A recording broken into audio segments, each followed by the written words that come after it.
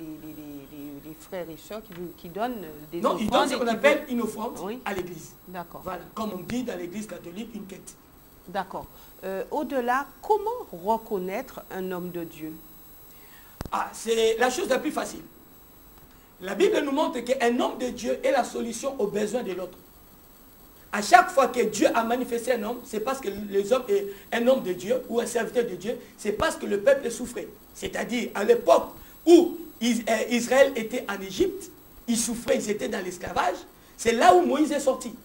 Quand le péché a envahi le monde, c'est là où Jésus est venu. Et d'ailleurs, qu'est-ce que Jésus faisait? Nous allons remarquer, il guérissait les malades, il faisait du bien aux gens et il nourrissait les affamés. Donc un homme de Dieu, ce n'est qu'une réponse de Dieu pour le peuple. C'est-à-dire ça doit être une personne qui apporte la solution aux besoins de ceux qui souffrent, aux besoins de ceux qui sont malades. Voilà comment on peut reconnaître un homme de Dieu avant toute chose. C'est-à-dire si j'ai un pasteur, il me dit qu'il est un homme de Dieu, si demain, il y a un passage dans la Bible qui dit, si quelqu'un parmi vous est malade, qui part voir les anciens, c'est-à-dire le pasteur, et que le pasteur prie pour lui, et que cette personne sera guérie. Maintenant, si je me retrouve que mon pasteur ne s'intéresse pas à mes problèmes personnels, ou familiales, ou de la santé, donc là, automatiquement, même s'il me dit des belles paroles, je dois mettre quand même certaines réserves.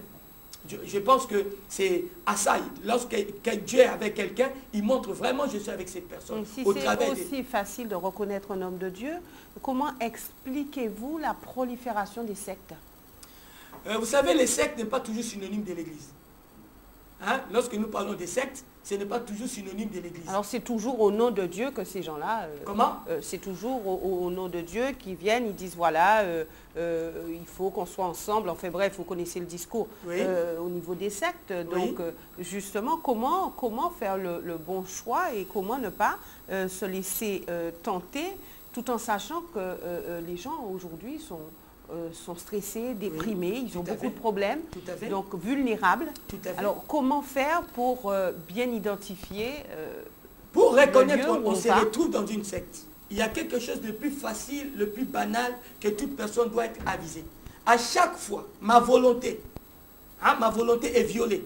Je suis plus libre de faire ce que je veux, c'est-à-dire d'entrer dans un endroit, de repartir, sinon on me maudit, sinon on me parle méchamment. Donc ma vie privée commence à être gérée, contrôlée par mon pasteur ou je ne sais pas, par les gourous. À ce moment, je dois absolument connaître que je suis dans une secte. Pourquoi?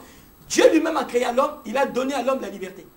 À la création, Dieu donne à l'homme le choix de manger l'arbre de connaissance du bien et du mal ou de manger l'arbre de vie. À chaque fois, Dieu a toujours laissé le choix à l'homme. Pourquoi? Parce que Dieu veut que l'homme le suive volontairement et non qu'il soit obligé, imposé à le suivre. Donc, si je veux... C'est très subtil. Voilà. Dans les sectes, c'est très subtil. Oui, ça commence à être subtil, mais à chaque fois que je me retrouve maintenant que ma liberté, comme j'ai toujours dit quand même, par rapport aux questions que vous m'avez posées, quand même par exemple quelqu'un quitte l'église, moi je n'en veux pas. Je comprends. Je dis peut-être elle ne partage pas ma conviction. C'est tout à fait normal. Il ne peut pas devenir mon ennemi. Donc, dernièrement, j'ai même fait ces discours. J'ai dit, cela montre même que nous sommes une église parce que les gens peuvent venir et repartir librement sans qu'ils soient endommagés ou qu'ils aient un problème à nous reprocher sur le plan financier, sur le plan vie personnelle ou on leur contrôle, ainsi de suite. Donc je pense que les sectes, les dérives sectaires commencent lorsque l'homme perd sa liberté. La Bible dit, là où il y a l'Esprit de Dieu, l'église où il y a l'Esprit de Dieu, l'homme doit garder quand même une liberté. Voilà. C'est primordial. C'est primordial. Faire quelque chose volontairement est 100 fois mieux que faire quelque chose parce qu'on se sent obligé de le faire. Oui. Alors, pour revenir à vous, donc, vous avez fait un travail depuis 2007 en Guadeloupe. Combien de personnes se sont ralliées à votre église? Bon, actuellement, depuis 2007, nous pouvons dire que nous avons gagné quand même beaucoup de gens. Si nous voulons compter sur le plan nombre, on peut déjà dépasser 500. Mais dans notre politique, quand on a commencé, on ne voulait pas, parce qu'on n'avait pas la mission de mettre une église sur place. Donc qu'est-ce qu'on faisait? Nous, on gagnait des âmes, on leur laissait aller dans l'église de leur choix. Donc ce qui fait qu'au jour d'aujourd'hui, nous tournons entre 200 et 250 personnes qui se réunissent déjà régulièrement dans notre lieu de culte. Voilà. Alors, quand vous dites on les laissait aller là où ils veulent, c'est-à-dire que vous leur disiez, bon, choisissez une église. On leur orientait quand même dans des églises qui sont à leur proximité. Parce que je ne conçois pas qu'une personne qui habite à Basse-Terre doit payer pour aller jusqu'à Grand-Terre. Non, je pense qu'à Basse-Terre, il y a aussi des églises. Nous ne prétendons pas détenir la totalité de la vérité. Pour vous, peu importe là où on va, l'essentiel, c'est d'appartenir à une église? Non, ce n'est pas, pour nous, ce n'est pas ça. C'est-à-dire, nous, on était quand même en train de chercher des églises avec lesquelles nous devons collaborer. Et quand nous avons vu qu'il y avait quand même des abus, certains abus, c'est là qu'on s'est dit non, c'est à notre responsabilité, après avoir gagné une âme, de lui donner quand même un milieu adéquat, un espace adéquat pour son développement personnel. Donc, ou développement de sa foi. Voilà la raison pour laquelle nous avons tourné vers à mettre une église sur place. Une église qui se trouve où? Dans la ville de Mont-Nalo, dans le quartier de l'Espérance, en face des lycées Faustin Ferret. Voilà. D'accord. Une église qui a vu le jour récemment, comment est-ce qu'elle fonctionne? Est-ce que vous êtes là en permanence avec les membres de l'église? Comment ça se passe? Non, c'est une église qui fonctionne depuis 2008 que nous avons commencé. Donc, de 2007 à 2008, nous avons fait les croisades, campagne d'évangélisation.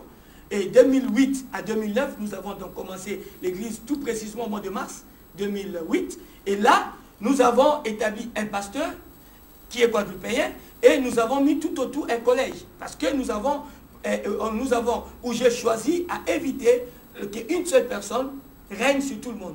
C'est-à-dire j'ai mis en place un collège qui est complémentaire, qui doit ou qui devait normalement régler les problèmes quotidiens des membres de l'Église. Voilà un peu comment nous fonctionnons. Rappelez-nous la différence entre un apôtre et un pasteur.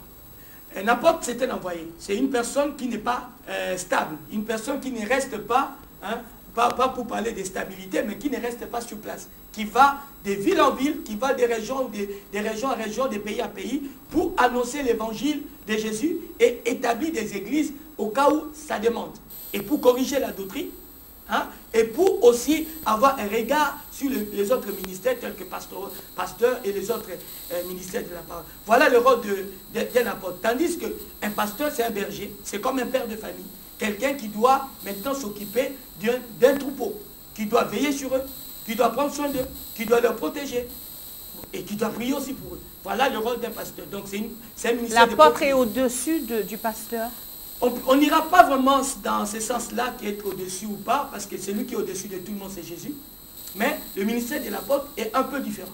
C'est-à-dire c'est une personne qui voyage, qui forme, qui encadre, et qui établit ses églises. C'est une personne qui a été choisie par Dieu. C'est une personne qui doit absolument être choisie par Dieu. Parce que et le pasteur, il est choisi par l'apôtre. Il est choisi par Dieu, mais souvent, un vrai pasteur sort d'un ministère apostolique.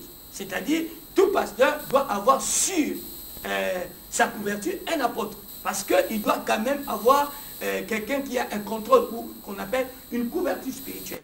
Parce qu'une église n'est pas bâtie sur le fondement de pasteur. Alors, expliquez-nous, est-ce qu'il y a une hiérarchie selon vous? Donc, Dieu qui a choisi l'apôtre qui a choisi le pasteur, et ensuite il y a les membres. On ne peut pas dire que l'apôtre a choisi le pasteur.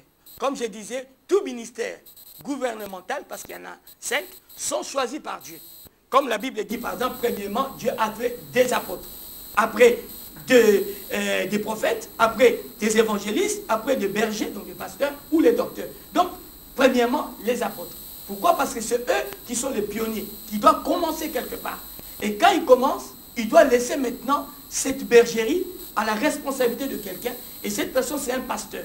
L'apôtre peut qu'elle les découvrir, mais l'apôtre ne peut pas faire d'une personne un pasteur, parce que c'est Dieu lui-même qui fait d'une personne un pasteur.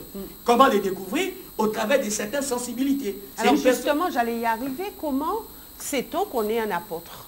Comment sait-on qu'on est un apôtre? D'abord, la première chose, on doit recevoir nous-mêmes cet appel par un ministère autre qui est prophétique, qui parle de nous. Et deuxièmement, on a en nous un cœur de missionnaire. C'est-à-dire une personne, vous savez, voyager comme on fait. Moi, je voyage tout le mois. Je laisse ma famille, comme vous avez vu, 5 enfants, une femme, donc 5 filles. Donc, ce n'est pas toujours facile. Il faut vraiment avoir un cœur de missionnaire pour quitter tous les mois ta famille et aller ailleurs. Votre épouse est pasteur. Mon épouse aussi est pasteur, qui s'occupe aussi des pasteurs, mais sa spécialité, s'occuper des femmes. Voilà. Donc, ce qui fait qu'un apôtre, il faut avoir d'abord un cœur d'apôtre. Être capable à faire des sacrifices pour les autres. Être capable aussi à souffrir. Parce qu'un apôtre, c'est aussi un cible. Quand je viens, par exemple, en Guadeloupe, je suis un inconnu. Donc, automatiquement, je veux rencontrer aussi des oppositions. Voilà. Quand je viens, par exemple, ici, en Guadeloupe, je n'ai personne. Donc, je dois d'abord tout financer moi-même. Donc là, il y a l'esprit de sacrifice que nous avons. Et tout le monde n'a pas ces dons-là. C'est un don. C'est quelque chose que nous avons de naturel en nous. Voilà. Et tandis qu'un pasteur, c'est une personne qui s'occupe d'une bergerie ou d'un troupeau. Et il est tranquille. On peut dire comme ça. Pourquoi il est tranquille? Comment? Pourquoi dites-vous il est tranquille? Non, parce qu'il travaille dans un secteur. Il ne prend pas de risques. Il prend aussi des risques, hein, parce qu'ils sont aussi quand même visés. Mais il n'a pas des problèmes que nous avons, par exemple, d'arriver comme un étranger dans un autre pays, où on est regardé des fois bizarrement. Hein. Il n'a pas de problème des fois de quitter souvent sa famille. Donc il a quand même une vie de famille équilibrée. D'ailleurs, un pasteur, un bon pasteur, si je suis dans une église, un bon pasteur, on va le découvrir au travers de sa famille. La Bible dit qu'il doit bien tenir sa maison. Il doit être mari d'une seule femme. Il ne doit pas divorcer. Parce qu'au jour d'aujourd'hui, nous voyons des pasteurs divorcés. Non, parce qu'il est le modèle, il est l'exemple. Il ne doit pas divorcer. Donc c'est une personne qui tient bien sa maison. Il doit... Un pasteur aussi, un apôtre aussi doit être un modèle chez lui. Bien sûr, je pense que nous le sommes. Mon épouse vient ici, je pense que nous travaillons en collaboration. Nous arrivons à tenir bien nos enfants. Je pense qu'il y a des frères d'ici qui sont partis chez moi jusqu'en France, parce que j'ai voulu quand même qu'ils me connaissent personnellement, parce qu'il ne faut jamais suivre quelqu'un si vous ne le connaissez pas. Il faut d'abord connaître la personne intérieurement et extérieurement. Voilà, donc ils sont venus, ils peuvent vous assurer que je suis un bon père de famille. Hein. D'ailleurs, ma famille viendra passer des vacances avec moi en Guadeloupe. Voilà, et un bon mari pour ma femme. Hein.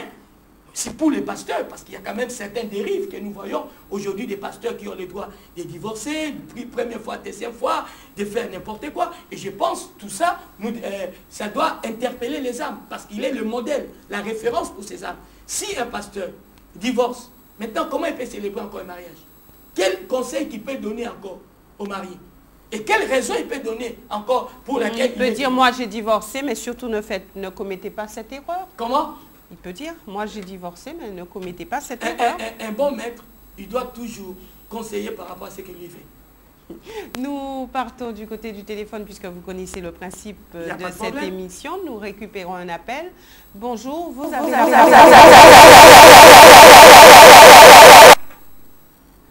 Voilà, un petit réglage. Bonjour, nous vous écoutons.